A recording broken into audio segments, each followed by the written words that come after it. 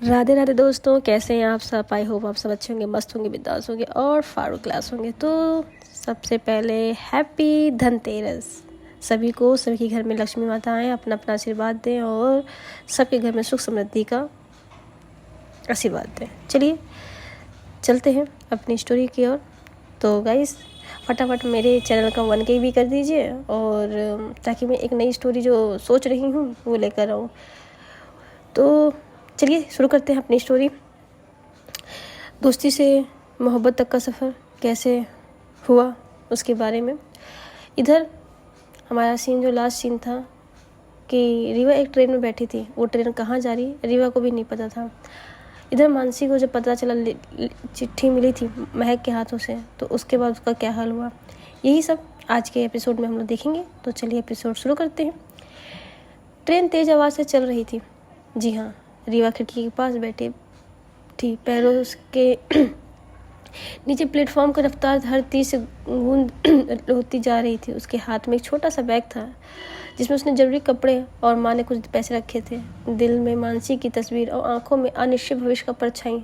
यही सब सोचते हुए बाहर की ओर देखते हुए ट्रेन की रफ्तार तेजी से चलती ही जा रही थी। इसी बीच ट्रेन के एक डिब्बे में हलचल मची। कोई चोर जैसे जोर से चिल्लाया, चोर चोर। एक आदमी चीखते हुए भागा, किसी दूसरे यात्री का बैग लेके पकड़ के निकलने की कोशिश कर रहा था। तभी रीवा के सामने वो भागा और हाथ में उसके हाथ में सामने वाले बुजुर्ग का बैग था।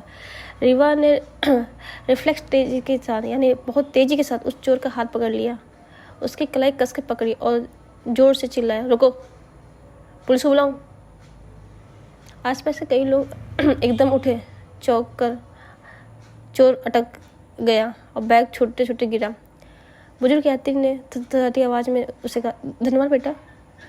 और चोर धक्का देकर दूसरे डिब्बे की ओर भाग गया। पर ट्रेन की हिलती डुलती भीड़ में वो कहीं खो गया। रीवा ने सांस ली। उसका दिल तेज धड़क रहा था, लेकिन अंदर से किसी तरह का सुकून भी था कि उसने किसी की मदद की है। बुजुर्ग अपना पैर कसक के पकड़ लेता है और आंखों में आभार भर के रीवा की तरफ देखता है। रीवा को देखकर उसको नहीं पता कि वो लड़की एक लड़का। तो कहते, बेटा तुम्हें बहुत बहुत धन्यवाद। तुमने जो बहादुरी से मेरा सामान बचा लिया। रीवा झुककर बोलती, कुछ नहीं अंकल, बस आप ठीक तो हो ना। बुजुर्ग हंस कर कहते हैं, हाँ, तुमने मेरी जान बचा ली, तुम और क्या, आओ। तभी रीवा अपने डिब्बे में आके बैठती है। वो बुजुर्ग आदमी भी उसी डिब्बे में आके बैठा है। और बेटा तुम्हारा नाम क्या है। रीवा शर्मा अंकल।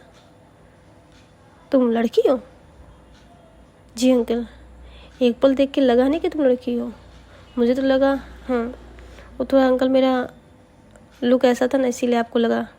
अब बताइए, और कहाँ जा रही हो बेटा, कहाँ उतरोगी। रीवा ने धीरे से कहा, पता नहीं, बस कहीं भी, जहाँ तक मेरी किस्मत ले जाए। उसकी आवाज़ में थकान और कमजोरी सी उम्मीद दोनों दिख रही थी। उसने पर्स से पानी की छोटी बोतल निकाली और बुजुर्ग को थमा दी। ये लो अंकल, पानी पी लो। बुजुर्ग ने बोतल थामते हुए कहा, तुम बहुत अच्छी लगती हो। बुजुर्ग ने बोतल थामते हुए कहा, तुम बहुत अच्छी लगती हो। लड़की को रीवा फिर उसको देख, उनको, मेरी बेटी की तरह हो। यहाँ क्या करने आई हो। रीवा कहती है, पता नहीं अंकल, मेरी किस्मत। तो चलो। नहीं अंकल, तो तुम मेरे घर चलो ना, यही पास का है। आजकल के औरतों के लिए ये शहर अकेले रहने के ठीक नहीं है, और तुम कहीं अनजान जगह अकेले मत जाओ बेटा। रीवा सावधान हुई। उसके चेहरे पे झेप और सतर्कता दोनों थे। मतलब वो डरी तो थी, वो भी जानती थी इस शहर में उसको कोई सब नहीं जानता है। उसने मना करने की कोशिश की, नहीं अंकल, मैं ठीक हूँ, मैं यहीं कहीं उतर के काम ढूंढ लूँगी। पर बुजुर्ग की आंखों को देख कर, नहीं बेटी, मैं तुम्हें जब तक नहीं छोड़ूंगा तब तक तुम मेरे साथ नहीं जाओगी। मुझे अपने बेटे की याद दिला देती हो तुम। मुझे अपना बेटा मिल गया हूँ ऐसा लग रहा है। उसकी आवाज़ में शक्ति थी और सुरक्षा भी। मतलब कह सकते कि उसको, वो जिस तरह बोल रहे थे ना, तो रीवा को ऐसा लग रहा था कि हाँ, शायद अंकल जी ठीक कह रहे हैं। रीवा ने एक लंबी सांस ली।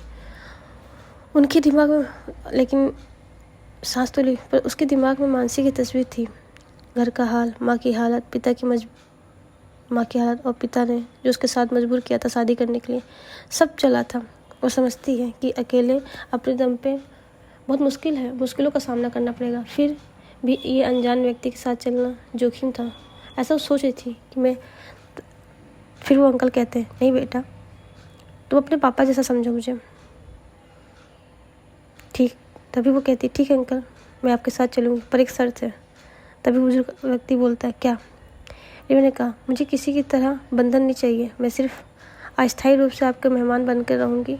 कल सुबह मैं निकल जाऊँगी, खुद ही आगे का रास्ता ढूंढूंगी। अगर किसी भी वक्त मुझे असुरक्षित महसूस हुई तो मैं चली जाऊँगी। बुजुर्ग हंसकर हिलाया, बेटी, ये पूरा शहर कोई नहीं है, मैं तुम्हें उपकार नहीं करूँगा। मेरा नाम रमेश है, चलो पहले घर चलते हैं, थोड़ा खाना खाओ, पानी पियो और अपने को फ्रेश करो, आराम भी कर लो। रिवा कुछ पल सोचती है। उसने अपने जेब में एक छिपा हुआ लिफाफा की ओर नजर रखा, पैसे देखा, पैसे बहुत कम थे। उसने अपने दिल पर हाथ रखा और ज़मीन और आसमान के बीच खड़ी वो आसमान को देखती। फिर उसने मान लिया, शायद ये केवल राहगीरी ही मदद करेगा एक सुरक्षित ठिकाना ढूंढने में। रीवा और वो बुजुर्ग रमेश दोनों ही एक ही ट्रेन के एक ही बोगी में बैठे हुए एक दूसरे से बातें करते हुए सफ़र कट रहा था। रमेश जी रीवा से पूछते हैं, बेटा तुम्हारा घर कहाँ है? रीवा कुछ पल शांत रहती है, फिर कहती है, शायद बहुत दूर। तभी अंकल, ऐसा क्यों बेटा, आप घर से अकेले? रीवा कहती है, अंकल कुछ मजबूरी थी जो मुझे वहाँ से भागना पड़ा। तभी रमेश कहते हैं, और वो मजबूरी? अंकल मैं बाद में बताऊँगी। वो कुछ नहीं कहते हैं और दोनों ही खामोशी और शांति से ट्रेन में बैठे बैठे सफ़र करते हैं। रमेश जी बुजुर्ग होने के उनको तो नींद आ गई और वो ट्रेन में ही सो गए। लेकिन रीवा, जी हाँ, रीवा कैसे सो पाती? वो अभी भी उसी ख्याल में डूबी हुई थी जिस से घर से निकली थी कि मम्मी का क्या होगा, पापा कहीं गुस्सा न करें, उनके साथ कहीं बुरा बर्ताव न करें, और मानसी को मेरा लेटर मिला होगा कि नहीं मिला होगा। यही सब ख्याल सोचते सोचते वो कब एक मुंबई पहुंच गई उसे भी नहीं पता चला। जी हाँ, रमेश का घर, जी जो बुजुर्ग थे उनका नाम रमेश जो था, उनका घर मुंबई में था। और जैसे ही प्लेटफॉर्म में अनाउंस होता है, रमेश जी की आंखें खुलती हैं और कहते, बेटा चलो। रीवा कहती, कहाँ है अंकल? तभी वो बोलती है, ये मुंबई है, माया नगरी का शहर, यहाँ पे लोग आते हैं अपने सपने साकार करने। तभी रीवा कहती है, ठीक। दोनों ट्रेन से नीचे उतरते हैं। रीवा की हालत अच्छी तो नहीं थी। तभी रमेश वहाँ एक रिक्शा करते हैं और साथ घर लेके आते हैं। रीवा घर से जब भाग आई तो हमारी दूसरी तरफ, जी हाँ, रीवा तो उस ट्रेन से किसी के साथ थी, लेकिन दूसरी तरफ हमारी मानसी और रीवा की माँ, उनका क्या हाल है आइए सुनते हैं। मानसी तो जब सुनी कि रीवा उसको छोड़ के जा रही है तो उसकी तो बुरी हालत हो गई थी। वो बुरी तरह से बीमार महसूस तो कर रही थी, सर में दर्द और न जाने क्या क्या, पर उसने किसी को बताया कुछ नहीं घर पे। और वो खुद से ही कहती हुई बिस्तर पर लेटी रही। दिल हर पल कहीं और धड़कता रीवा की याद में। वो हर बार अपना फ़ोन उठाती, रीवा का नाम देखकर धड़कन बढ़ती, कॉल लगाती पर कॉल नॉट रीचेबल आ रहा था। उठकर खिड़की के बाहर देख रही थी, आसमान सर्द, जो चांद छुपा हुआ था। मानसी की आंख बंद करके हाथ जोड़ती, भगवान उसे वापस मिला देना, वो जहाँ है बस सुरक्षित रहे। उसने कुछ दिनों तक तो मैं अब बात अगर शिफ्ट करें तो जिस दिन से रीवा गई थी, रीवा को वहाँ पहुँचने में 2 दिन लगे थे। और वो 2 दिन ना हमारी मानसी ना स्कूल गई, उसने कुछ नहीं, सिर्फ वो अपने घर पे ही थी, काम कर रही थी लेकिन कुछ बता नहीं रही थी। उसकी माँ दोपहर में जब उसके कमरे में आती है, बेटा सर दर्द बहुत कर रहा है क्या, दवा ला दे? मानसी मुझसे कर बोलती है, ठीक हूँ माँ, बस थोड़ा थकान है। पर असलियत यह भी है कि उसके दिल में बहुत दर्द है रीवा के लिए। जी हाँ, दूसरी ओर रीवा के घर की बात कर ले तो तहस नहस हो चुका था। पिता का गुस्सा जो अब चुप नहीं हुआ। रीवा के फादर को जैसे पता चला कि रीवा घर छोड़ के भाग गई है, भाई साहब उसके गुस्सा ने उसके घर को तहस नहस कर डाला। पिता ने किसी को बता दिया कि रीवा घर से चली गई तो पिता का चेहरा तो सख्त हो गया। और जब उनके रिश्तेदारों को पता चलेगा जिन्होंने उनको पैसे दिए थे, क्योंकि पिताजी ने उस पैसे का तो अच्छा यूज़ कर डाला था। जी हाँ, और भाई वो तो उनकी आवाज़ में जो आवाज़ थी, तुमने मेरी बेइज्जती करा दी, तुमने अपनी बेटी को, ऐसे चिल्ला के उसकी माँ के और आगे बढ़ रहे थे। माँ बीच में आई तो रोने लगी। पिता का हाथ अचानक उठ गया, एक जोरदार तमाचा, धड़ाक। माँ धराशायी। जी हाँ, बैठ गई नीचे। महक जो उसकी छोटी बहन थी वो भी सहम के दूर खड़ी हो गई। ये सीन इतना खतरनाक था कि भाई क्या ही बताएं। रीवा की माँ बेहोश हो गई थी और महक को इस घटना को देख के तो बिल्कुल हाथ पैर उसके कांप रहे थे। माँ को कुछ चोटें आई थी, बेचैनी सदमे में बेहोश हो रही थी। रीवा के फादर ने जब रीवा की माँ पे हाथ उठाया था और उन्हें बहुत मारा था, जिससे उनके सर पे चोट आ गई थी और महक चिल्ला उठी थी, माँ। और जब ये हादसा हुआ तो आसपास के लोग भी आ गए थे, जिसकी वजह से रीवा के फादर तो वहाँ से भाग गए, लेकिन रीवा की माँ गंभीर चोटों के हवाले हो गई। रीवा की माँ को आसपास के लोगों ने हॉस्पिटल तक पहुँचाया और वहाँ पे उनका इलाज चल रहा था। इधर मानसी को जब ये खबर पहुँची कि रीवा की माँ की हालत ऐसी है तो वो भी बेचैन हो गई। जी हाँ, वो अपनी माँ के साथ उस अस्पताल पहुँची जहाँ रीवा की माँ का इलाज चल रहा था। मानसी की तेज़ कदमों से कॉरिडोर में भागती चल रही थी। मानसी का चेहरा घबराया, हाथ कांप पे होते थे और आंखों में बस एक सवाल, रीवा की माँ कहाँ है। पीछे से उसकी माँ आवाज़ देती है, बेटा धीरे, किसी डॉक्टर से पूछते हैं। मानसी रुकती नहीं, वो सीधे उसी वार्ड के बाहर पहुंचती है जहां लिखा था ICU। जी हाँ, अंदर मशीनों की आवाज़ बिप बिप करके आ रही थी। दरवाजे के पास एक छोटी लड़की बेंच पे बैठी रो रही थी, वही महक, रीवा की छोटी बहन। मानसी के कदम वहीं रुक जाते हैं। उसने देखा महक के आंसू गालों में से टपक रहे थे। एक नर्स जैसी महिला उसे समझा रही थी, रो मत बेटा, तुम्हारी माँ जल्दी ठीक हो जाएंगी। मानसी ने धीरे से कहा, महक ने सिर उठाया और देखा वो कुछ नहीं बोली। अगले ही सेकंड उठकर दौड़ते हुए मानसी को लिपट गई। महक फुट के रो रही थी, दीदी रीवा दीदी चली गई और नहीं, वो नहीं घर पे, पापा बहुत मारे, माँ को भी मारा, मुझे भी मारा। मानसी का दिल जैसे फट सा गया हो। उसने उसे गले कस के लगाया और रो मत महक, मैं हूँ ना, मैं हूँ, आंटी जी जल्दी से हो जाएंगी। मानसी की आंखों से भी आंसू अपने आप गिरने लगे। उसके महक के बालों को हाथ फेर रही थी, वही कह रही थी, रीवा वापस आ जाएगी, मैं लाऊंगी, मैं वादा करती तुमको, तुम्हारी दीदी तुम्हारे पास होगी, वो कहीं नहीं जाएगी हमें छोड़ के। उसकी माँ भी पास आई। उसने महक के सिर पे हाथ रखा, बेटा तुम्हारी मम्मी ठीक हो जाएंगी, भगवान सब ठीक करेगा। मानसी की माँ आती है और महक के सिर पे हाथ रखती, बेटा तुम्हारी मम्मी ठीक हो जाएंगी, भगवान सब ठीक करेगा। महक सुध बुझाते हुए, आंटी प्लीज़ दीदी को ढूंढ लीजिए प्लीज़, मम्मी रोज रोती है। मानसी की आंखों में भी आंसू टपक जाते हैं और वो ICU से ही महक की माँ को देख रही थी। महक की माँ के ऑक्सीजन मास्क लगाए लेटी थी, आंखें बंद थी। मानसी, आंटी मैं आ गई हूँ, रीवा जहाँ भी हो मैं उसे ढूंढ लाऊंगी, आपके लिए, महक के लिए और अपने लिए। उसकी आवाज़ में एक कंपन, कह सकते ना, वो थी घबराहट जैसी, लेकिन उसकी आंखों में सिर्फ दर्द नहीं, इरादा भी था। ट्रेन के प्लेटफॉर्म से रीवा और रमेश जी घर के लिए निकलते हैं। धूप दोपहर की थी। आंगन में तुलसी का पौधा था। गेट खुला और अंदर से ये दोनों आए।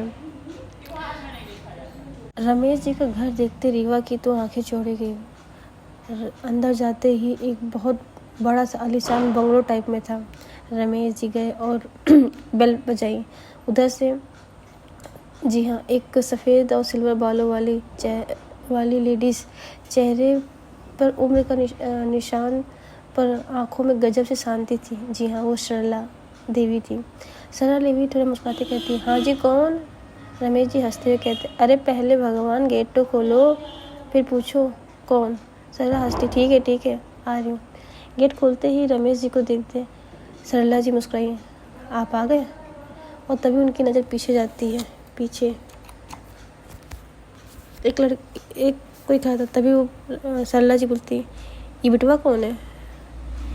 तभी रमेश जी कहते हैं, ये बिटवा नहीं बिटिया है, हमारी बेटी। क्या मतलब? अरे कहते सब गेट पूछ लो कि अंदर भी बैठे हो, धूप में से थके हारे आए हैं, अंदर वाले पूछो। तभी रीवा झिझकते हुए, नमस्ते आंटी। फिर वो सरला जी के पैर छूटती है। तभी सरला जी उसको पकड़ के गले लगाती, नहीं बेटा पैर नहीं, गले लगो मुझसे।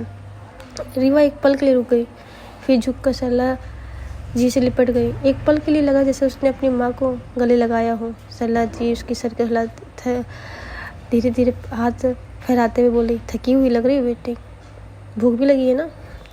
रीवा की आंखें में थोड़ा सा आंसू आए और नम आंखों से बोलती है, सिर्फ सिर हिलाया, थोड़ा सा। रमेश जी मुस्कुरा के बोले, देखो सरला, मैंने कहा था ना कि दुनिया में भी बहुत अच्छे अच्छे बच्चे होते।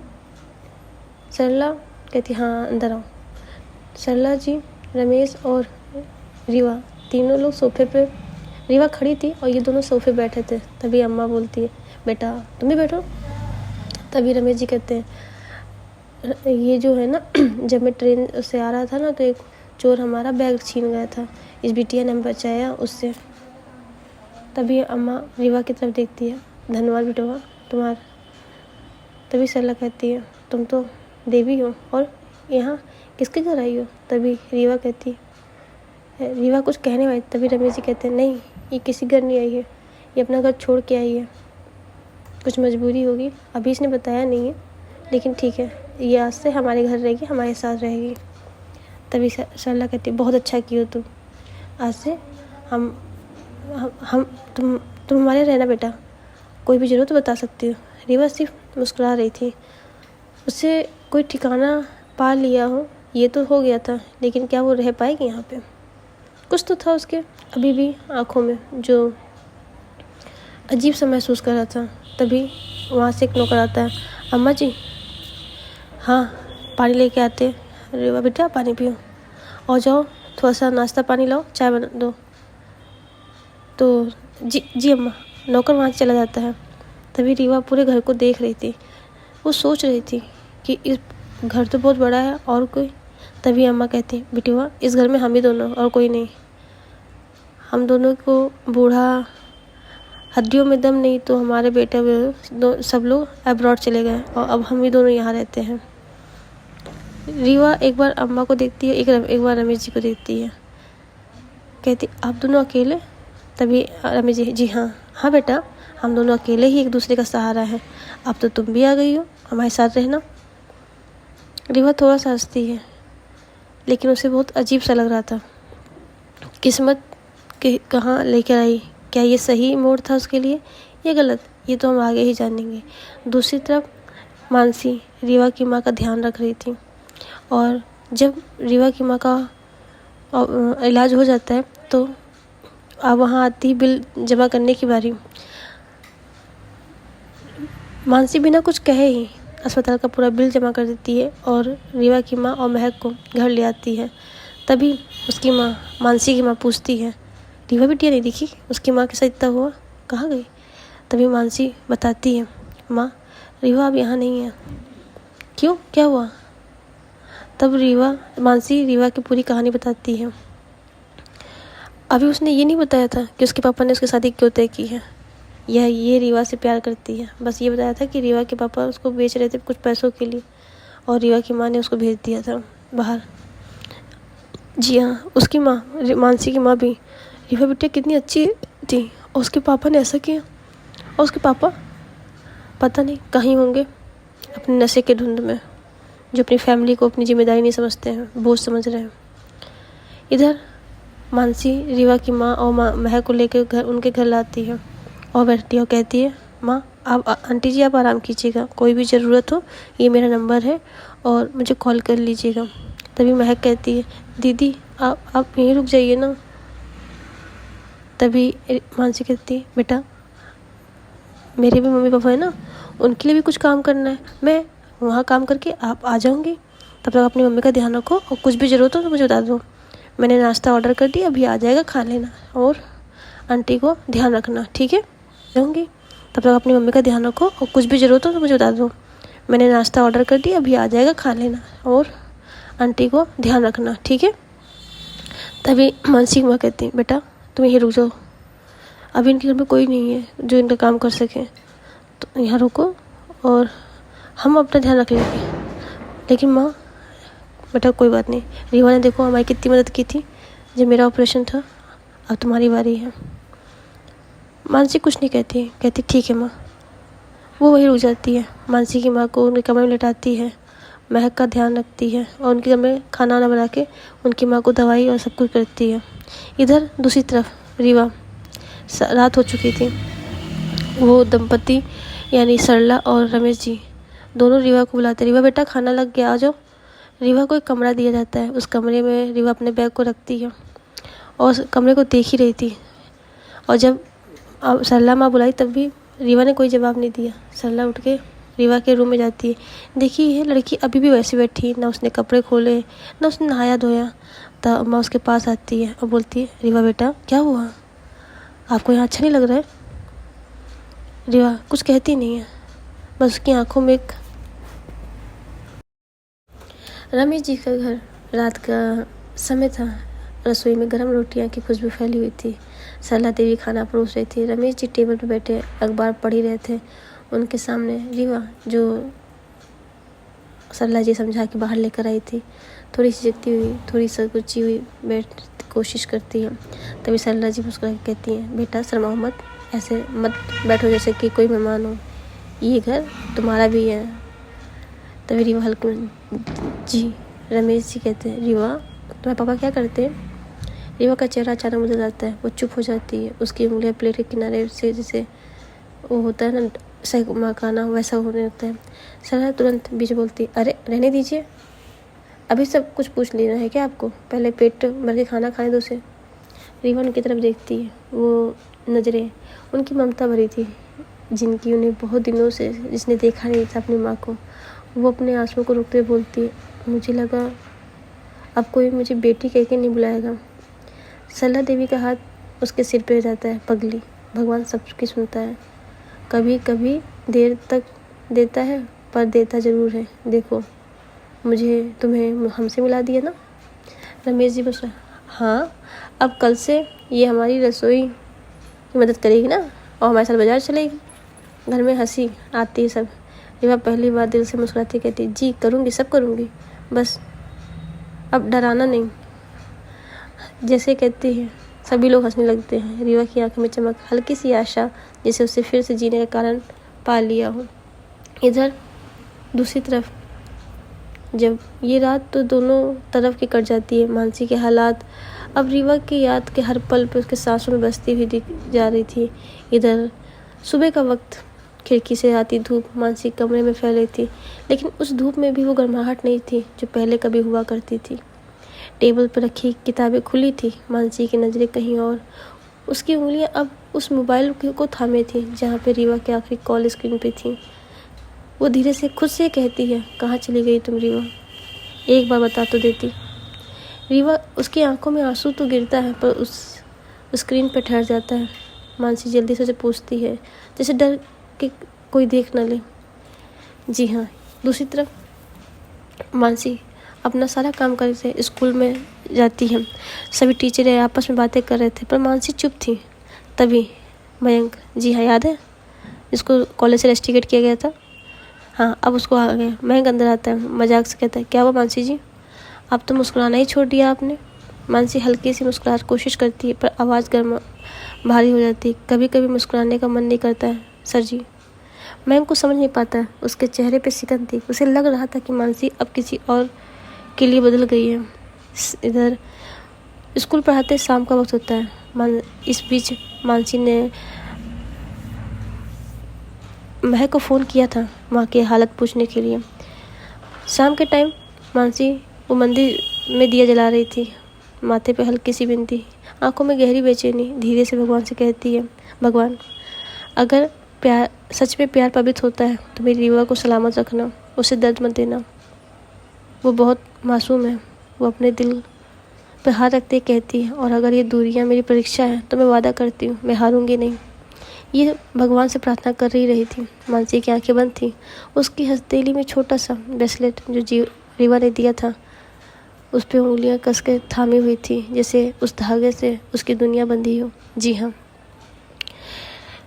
इधर मानसी मंदिर से सीधे रीवा के घर जाती है, उसकी माँ को देखती है, माँ की देखभाल करती है, माँ को पहले थोड़ा सा कपड़े चेंज करती है और वहाँ पे बैठ के माँ को खाना न खिला के, दवाएं खिला के उसे आराम करने देती है। इस बीच मानसी के पापा उस घर में नहीं आए थे। जी हाँ। उधर दूसरी तरफ रीवा उन बुजुर्ग अंकल आंटी की सेवा करती है।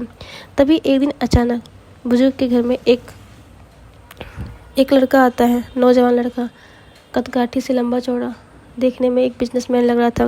वो जैसे अंदर आता है तभी रमेश जी के सामने, सर गुड मॉर्निंग। तभी रीवा उसकी तरफ देखती है। रमेश जी कहते, अरे सौरभ बेटा आओ बैठो। सौरभ कहता है, जी सर, और बताओ कंपनी में सब कुछ कैसा चल रहा है। तभी सौरभ कहता, सर आप तो कंपनी कभी आते नहीं हैं, आइए कभी देखिए, सब कुछ बढ़िया चल रहा है, और ये है इस साल की रिपोर्ट, हमारा कंपनी फ़ायदे में है। रमेश जी देखते हैं, फिर कहते हैं, ठीक है, जब तक तुम हो तब तो मुझे क्या ज़रूरत है, तुम काम करते रहो और कुछ भी हो तो बताना। वो रिपोर्ट वहाँ रख के चला जाता है। मानसी न जाने क्यों उसकी नज़र उस रिपोर्ट पर जा रही थी। तभी रमेश जी कहते हैं रीवा से, बेटा ये रिपोर्ट को आंटी जी को दो, वहाँ रख दें। रीवा उस रिपोर्ट उठा के आंटी जी को देने जा रही थी, तभी अचानक से उसकी फ़ाइल गिर जाती है। वो फाइल को देखती है, न जाने क्यों उसे शक हो रहा था। वो अम्मा को कहती, अम्मा ये दादा अंकल ने दिया है, इसको अलमारी में रखने के लिए। वो लेती हैं, तब कहती, तभी रीवा पूछती, आंटी एक बात पूछूं। तभी वो कहती, हाँ पूछो बेटा, क्या हुआ। ये फाइल, अरे बेटा हमारी कंपनी है शर्मा इंटरप्राइजेस, और वहाँ पे हमारे और इनके नाम से शेयर्स है, हम लोग वहाँ के मालिक हैं, लेकिन अब हमारी उम्र नहीं है तो एक आदमी को दे रखा है संभालने के लिए, सौरभ को। वो सब कुछ ही देखता है और जो भी साल का प्रॉफिट और नुकसान होता है वो आके हमें दे जाता है। लेकिन अम्मा इसमें तो गड़बड़ कुछ लग रहा है। क्या मतलब। जी अम्मा इसमें हिसाब में कुछ गड़बड़ है। तो तभी वो रमेश जी अंदर आते हैं और जब रीवा, क्या मतलब बेटा। अंकल ये जो आपको देते हैं, आप कब से काम हो रहा है, एक बार फाइल देख लो। आपकी सभी फाइल देखती है, कहती है अम्मा सच में इसमें बहुत गड़बड़ है हिसाब में। तो रमेश और सरला एक दूसरे को देखते हैं, फिर कहते हैं, तभी अम्मा कहती, सरला कहती हैं, रमेश जी रीवा शायद, लेकिन मैं सौरभ पर शक नहीं कर सकता, वो तो इतने सालों से हमारा बिजनेस देख रहा है वो। तभी रीवा कहती है, जी अंकल होता है, कुछ लोग पहले अपना विश्वास जताते हैं ताकि आप उन पर शक ना कर पाए। तभी सरला कहती, बिटिया ठीक कह रही है रीवा, आप कुछ दिन ऑफिस जाइए और वहाँ का व्यवहार देखिए। जी हाँ। अगली सुबह वक्त उठता है, माँ रमेश जी तैयार होते हैं, कहते आज हम ऑफिस चलेंगे। तभी रीवा कहती है, अंकल बुरा ना माने तो मैं भी चलूँ। तभी सरला कहती, बिल्कुल बेटा आप ही जाइए और देखिए वहाँ पे क्या हाल है। तभी रमेश जी को कुछ ख्याल आता है, कहते ठीक है बेटा चलो। उनकी एक कार, जी हाँ ब्लैक कलर की सेडान कार थी, मस्त कार थी भाई, वर्ना, जी हाँ वर्ना कार थी। और वहाँ से दो ड्राइवर आते हैं और रमेश जी के लिए गेट खोलते हैं। रमेश जी के साथ पीछे सीट पे रीवा भी बैठती है और वो सीधे चलती है शर्मा इंटरप्राइजेस पे। जी हाँ, एक हाई प्रोफाइल की ऑफिस, पूरा ऑफिस कांचों से बना हुआ था और कम से कम 4 से 5 फ्लोर के ऑफिस था और एक बड़ा लिखा था शर्मा इंटरप्राइजेस के ऑफिस था और एक बड़ा लिखा था शर्मा इंटरप्राइजेस। रमेश जी उस कार से निकलते हैं, रीवा उनके साथ ही चली रही थी। इधर जैसे ही ऑफिस के रिसेप्शनिस्ट को दिखता है कि रमेश जी आ रहे हैं। वो पता नहीं किसी को कॉल करती है। ये कॉल किसको करती है अभी नहीं पता, लेकिन कॉल करती है। और रमेश जी सीधे अंदर जा रहे थे और जैसे वो अपने केबिन की तरफ जाते हैं तभी सौरभ, जो उनकी ही चेयर पे बैठा और कुछ किसी से बात कर रहा था, लेकिन सौरभ को नहीं पता कि रमेश जी आए हैं।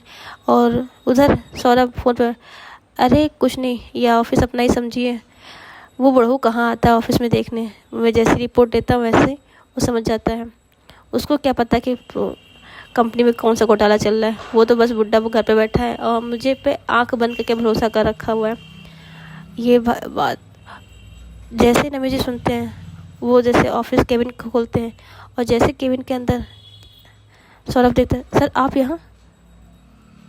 रमेश की आंखों में जो गुस्सा था, और सौरभ तो सकमका गया था कि कहीं उन्होंने पूरी बातें तो नहीं सुन ली। तभी रमेश जी अपनी चेयर के पास जाते हैं और अपनी उसी ओहदे के साथ बैठते हैं और सौरभ से कहते हैं, मैं बुढ़ा ज़रूर हुआ हूँ लेकिन हिम्मत नहीं हारा हूँ। तुम क्या समझ रहे थे कि मुझे पता नहीं चलेगा? तुमने क्या सोचा कि मैं यहाँ नहीं आता इसका मतलब ये कि मुझे कुछ शक नहीं पड़ेगा कि हमारे बिजनेस में क्या चल रहा है क्या नहीं चल रहा है? सौरभ सर नीचे किया हुआ था। तभी रीवा भी रमेश जी के साथ सामने आती है। तभी रमेश जी कहते हैं, अपने सेक्रेटरी को बुलाते हैं। सेक्रेटरी जी मनीषा अंदर आती है। जी सर, ये सब क्या चल रहा है? सॉरी सर, मैंने आपको बताने की कोशिश की पर सौरभ सर ने मुझे धमकी दी कि अगर तुमने कुछ बोला तो वो मेरे को जॉब से निकाल देंगे। रमेश जी उसकी तरफ देखते हैं।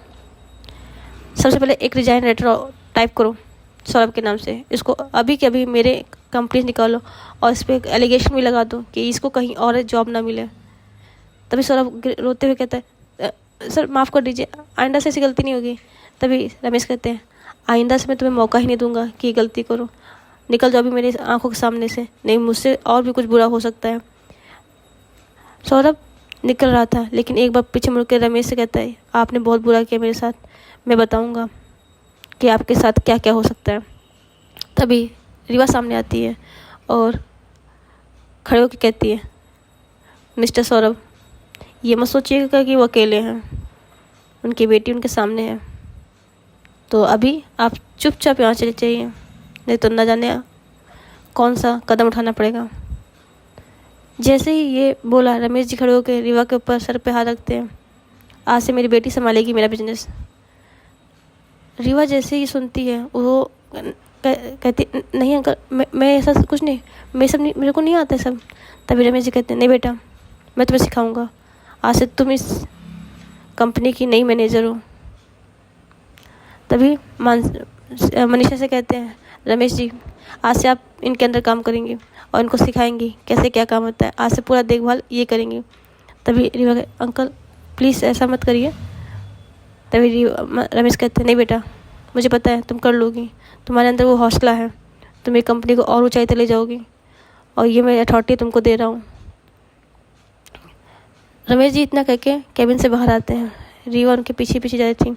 तभी केबिन के बाहर सभी स्टाफ मेंबर को इंट्रोड्यूस कराते हैं, मीट माय डॉटर रीवा, आज से ये आपका सारा काम करेगी, आप लोग इसके अंडर में काम करेंगे, ये जैसा कहेगी वही काम होगा। और हाँ, सौरभ के साथ जितने भी जो भी हुए हैं उसकी सारी रिपोर्ट मेरे कैबिन में भेजा जाए जल्दी से जल्द। और सब लोग रीवा को देख रहे थे। रीवा लुक वाइज तो लड़कों जैसी लग रही थी लेकिन थी तो वो लड़की। जी हाँ, तो गाइस आज स्टोरी को यहीं रोकते हैं। नेक्स्ट स्टोरी में जानेंगे क्या मानसी और रीवा अब मिलेंगे या उनसे कुछ और संपर्क हो पाएगा। ये सब जानने के लिए बने रहिए हमारे चैनल पे, और वीडियो अच्छी लगे तो लाइक सब्सक्राइब और कमेंट जरूर करिए अच्छे। और मेरी तबीयत ठीक हो चुकी है एंड दिवाली की तैयारी चली रही है और मैं चाहती हूँ कि इस दिवाली हम दोनों लोग सब लोग मिलके साथ में पटाखे फोड़े जाए, लेकिन सेफली। ओके, तो तब तक के लिए चलते हैं, bye bye, love you guys. अपने परिवार का ध्यान रखिएगा और सेफ रहिएगा इस दिवाली में। Okay, bye.